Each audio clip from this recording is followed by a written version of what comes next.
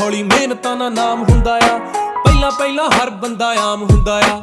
ਦੁਨੀਆਦਾਰੀ ਚੋਂ ਜੋ ਤਰਾਸ਼ ਬਣਦੇ, ਆਪਣੇ ਤੇ ਰੱਖ ਵਿਸ਼ਵਾਸ ਬਣਦੇ ਹੋਏ। ਆਮ ਜਿਹੇ ਮੁੰਡੇ ਵੀ ਨੇ ਖਾਸ ਬਣਦੇ, ਆਮ ਜਿਹੇ ਮੁੰਡੇ ਵੀ ਨੇ ਖਾਸ ਬਣਦੇ ਹੋ। ਆਮ ਜਿਹੇ ਮੁੰਡੇ ਵੀ ਨੇ।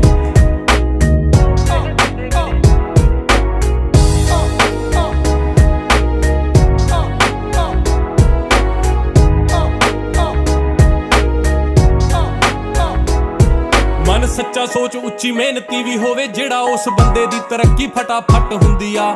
ਫਾਇਦੇ ਵਾਲੀ ਗੱਲ ਦੱਸਾਂ, ਕੱਢ ਸਾਰੇ ਹੱਲ ਦੱਸਾਂ, ਸੱਚ ਦੇ ਤੇ ਭੀੜ ਸਦਾ ਘੱਟ ਹੁੰਦੀ ਆ।